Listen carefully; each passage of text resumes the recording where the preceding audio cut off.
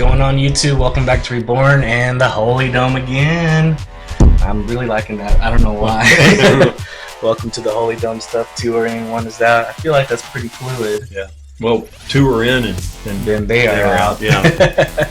But we welcome you back like always, and we're just so thankful. But at the same time, we were just talking about in our last episode about discipleship. So yep. We ended off with kind of like a little cliffhanger question, and that was a person who brought up about, there's 12 apostles, and they understand that discipleship is many groups, an infinite amount. Mm-hmm. But who are you discipled from out of those 12 apostles? Mm-hmm.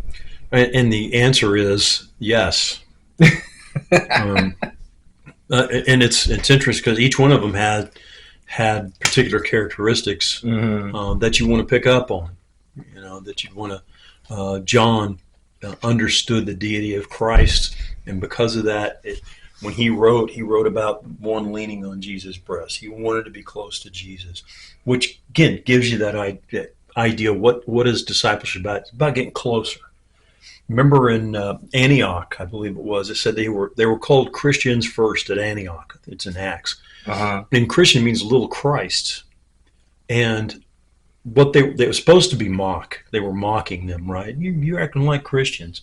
You're acting like little Christ, and they go, "Hey, we like that because that's what we're supposed to be, and that's how we're supposed to respond and stuff." And so you have the Peter that kind of gets out there. Peter, not so much in the Gospels, but more so when you see him in Acts, where he was standing up to the biases of Judaism and following, quote, the way, which we'd call Christianity. And he was standing up. He was the one that was pushing the Jews and the Gentiles, the Samaritans get saved too, and presenting his arguments to the church there at Jerusalem. So he was able to do that. And when you go look at his writings, he talks about end times. He looks at, in the last days, perilous times shall come, and you see that. Thomas, and I know right off the bat, people go, doubting. Actually not.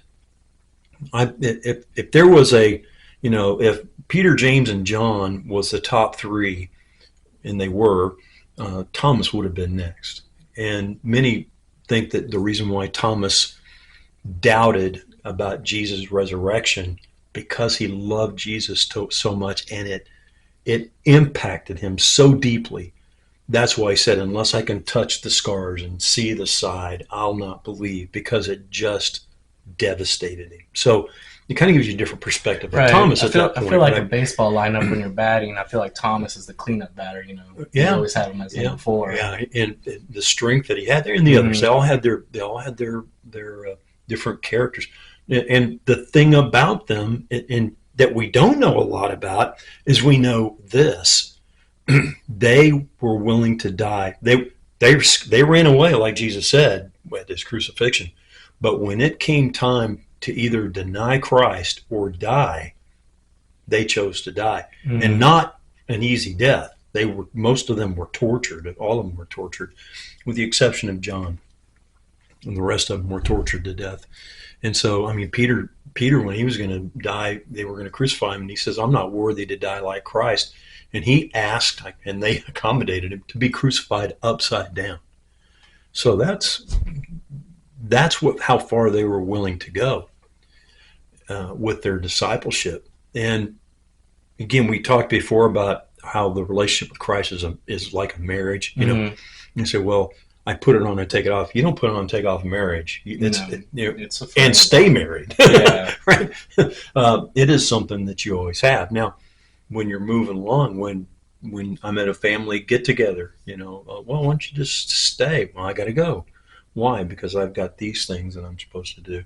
Matter of fact, I had an aunt today, dear aunt, passed away, and her funeral was today. I couldn't do the funeral and get back for this at the same time. What does God want me to do? Where should I be first in that? We sent them flowers. So God. we didn't just go, no. We sent them flowers, and such.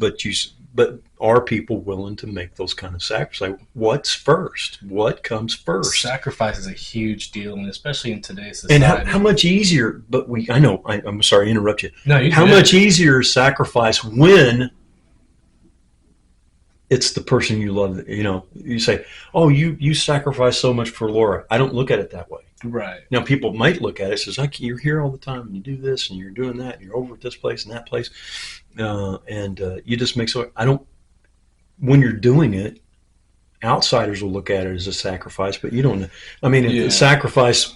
And we're in the end times, so sacrifice is going to be coming more. Absolutely. I was listening to one preacher in California said that the day is going to come if we don't accept these certain lifestyles and certain beliefs and don't incorporate them into our church, we'll lose our tax exempt status. And of course they were like, we're not going to stop, because of that. But there'll be some churches that will do that. I know there's some churches already, not different denominations, that have already made these transitions to accepting these fluid lifestyles, if you will. Yeah. All different kinds of fluid lifestyles, just so that they can please everybody. I mean, you have it to a point to where, and I kid you not, you can look it up. They even have it for sale on Amazon. There's Gen Z Bibles. Yeah. And the translation to that is, to me, I read it. That one up. You have to. I mean, while you talk, I'll pull up a script from it, and it'll blow your mind. Mm-hmm. Like just the way that they interpret the Bible. Just so you know what this says? In the end days, they'll not endure sound doctrine. I don't like what the Bible says. I've told you this story before, but there was a competition in Sunday school with the kids, and they said whoever wins would get a little Bible. Yeah. And this one kid won the Bible, and he was all excited. He comes back next those week. Type of days. He comes back and hands the Bible back to the teacher, and he goes, what are you doing? He says, I don't want it. And he goes, why? He says, because it bites.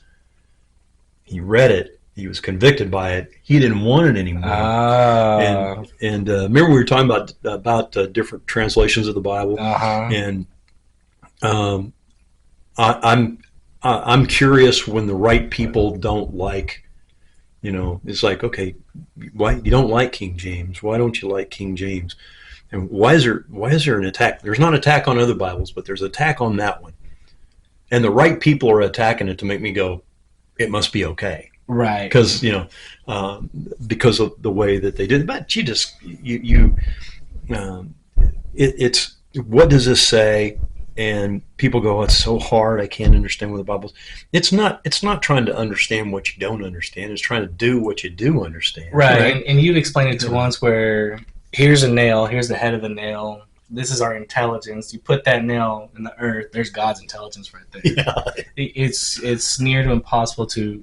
Yeah. And I know as a person, everybody has that habit. They want to understand. They want to know it. They want to get it to the T. Right. They don't like that vast emptiness of knowledge. In discipleship, if you think, if you've ever played on a team sport, you do understand discipleship. Coach will tell you to do something, and you'll do it, maybe kind of, sort of, and then he goes and tweaks it. Okay, do this, and then as you get skilled, he raises it up, and all of a sudden now it's much more detailed, but you're not thinking about it as much, right? And so that's discipleship with Christ. Is it? Oh, just do these things, right? Just do these things, but don't stop at those things. Be listening. What's the next thing he wants to do? That's why God gives us the preaching and the teaching and the word and the prayer and our experiences all combined together to go, this is what he wants me. And here's the other thing with discipleship to hit real quick is that he gives us examples. Right. We just don't always like those examples, right? I think that's Abraham left he left his family to do what God wanted him to do. And, he wasn't a perfect man. He wasn't perfect. But, what did God tell him to do? God told Elijah to go speak to King Ahab, and he did it. And go to the brook Cherith, and he did it. He'd go to the woman of Zarephath, and he did it.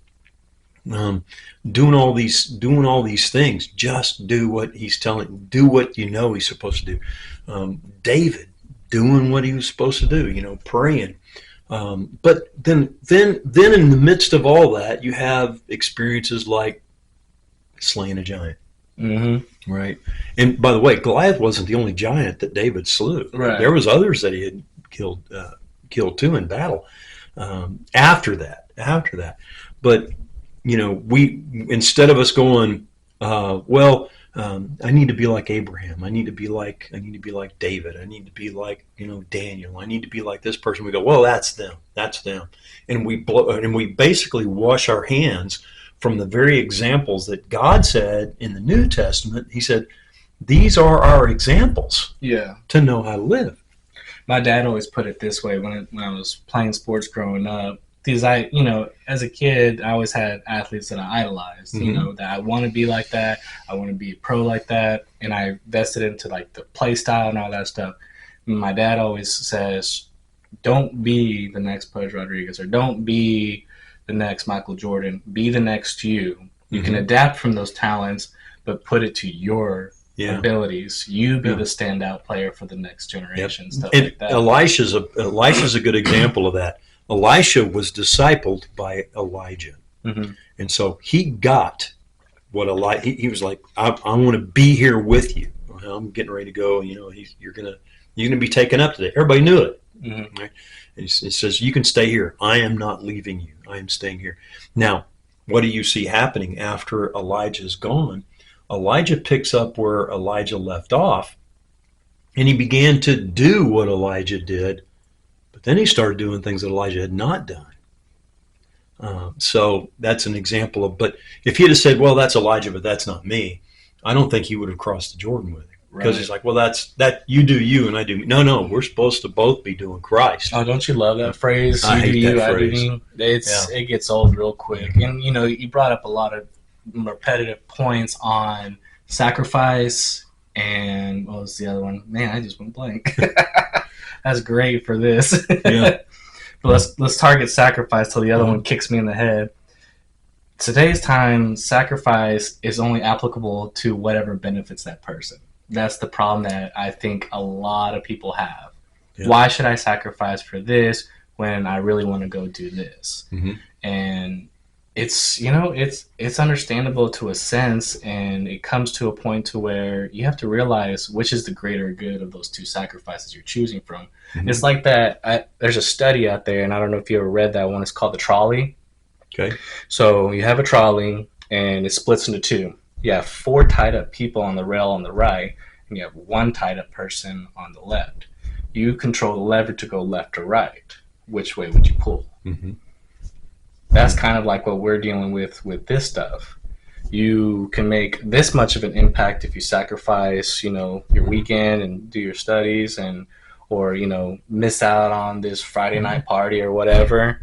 Or you can go to this party and realize what type of impact you're going to sacrifice on that other side. Right. Let's take it back to our spouses. Great point. Let's take it back to that. And if I say, if I told my wife, I go, now I don't have to stay with you here tonight on a Friday night, right? I don't have to stay here, right? I can go somewhere else if I want to. Just that phrasing alone is going to. But how often do we do that with God? I don't have to go to church. I don't have to read. I don't have to be a witness to this waitress. I don't have to do that, do I? Can I miss out on this person just for today? Yeah. And again, you're married or you're not. Right. I'm not married to a philosophy. I'm married to a wife. Right. And the question is am I in love with a person, Christ? Do I understand what he did for me? He died on the cross to pay my sins for 2 reasons. One is he wanted an eternal relationship with me, and he didn't want me to go to hell. Right? The lake of fire. He doesn't want me. He wants me with him. That's an important thing. He's not asking me a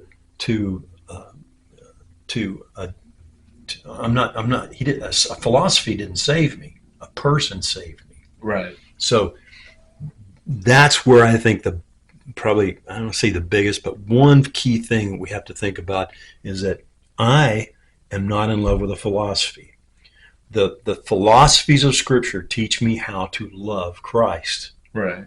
Okay, so and I want to love Him. Why? Because I truly believe that He came to this earth